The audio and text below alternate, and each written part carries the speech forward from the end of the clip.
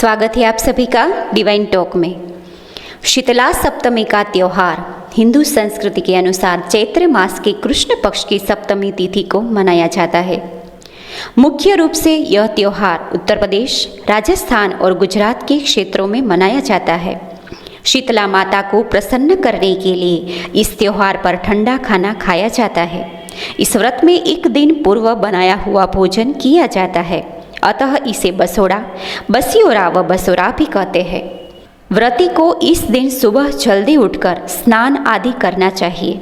इसके बाद व्रत का संकल्प ले, फिर विधि विधान से शीतला माता की पूजा करें। इसके बाद एक दिन पहले बनाए हुए खाद्य पदार्थों, मेवे, मिठाई, पुआ, पूरी, दाल, भात आदि का भोग लगाए। शीतला स्तोत्र का पाठ करें, शीतला माता की कथा सुने और जगराता करें। इस दिन व्रत करने वाले तथा उसके परिवार के किसी अन्य सदस्य को भी गर्म भोजन नहीं करना चाहिए। आइए सुनते हैं शीतला माता की पौराणिक और प्रामाणिक कथा के बारे में। एक गांव में ब्राह्मण दंपति रहते थे। दंपति के 2 बेटे और 2 बहुएं थी। दोनों बहुओं को लंबे समय के बाद बेटे हुए थे। इतने में शीतला सप्तमी का पर्व आया। घर में पर्व के अनुसार ठंडा भोजन तैयार किया गया था। दोनों बहुओं के मन में विचार आया कि यदि हम ठंडा भोजन लेंगी तो बीमार होगी। बेटे भी अभी छोटे हैं। इसको विचार के कारण दोनों बहुओं ने तो पशुओं के दाने तैयार करने के बर्तन में गुपचुप 2 बाटी तैयार कर ली। सास बहू शीतला की पूजा करके आई, शीतला माता की कथा सुनी। बाद में सास तो शीतला माता के भजन करने के लिए बैठ गई। दोनों बहुएं बच्चे रोने का बहाना बनाकर घर आई। दाने के बर्तन से गरम गरम रोटला निकाला, चूरमा किया और पेट भरकर खा लिया। सास ने घर आने पर बहुओं से भोजन करने के लिए कहा। बहुएं ठंडा भोजन करने का दिखावा करके घर काम में लग गई। सास ने कहा, बच्चे कब से सोए हुए हैं, उन्हें जगाकर भोजन करा लो। बहुएं जैसे ही अपने अपने बेटों को जगाने के लिए गई तो उन्होंने अपने बच्चों को मृत प्रायः पाया। ऐसा बहुओं की करतूतों के फल स्वरूप शीतला माता के प्रकोप से हुआ था। बहुएं विवश हो गई। सास ने घटना जानी तो बहुओं से झगड़ने लगी। सास बोली कि तुम दोनों ने अपने बेटों की बदौलत शीतला माता की अवहेलना की है, इसलिए अपने घर से निकल जाओ और बेटों को जिंदा स्वस्थ लेकर ही घर में पैर रखना। अपने मृत बेटों को टोकरे में सुलाकर दोनों बहुएं घर से निकल पड़ी। जाते जाते रास्ते में एक जीर्ण वृक्ष आया।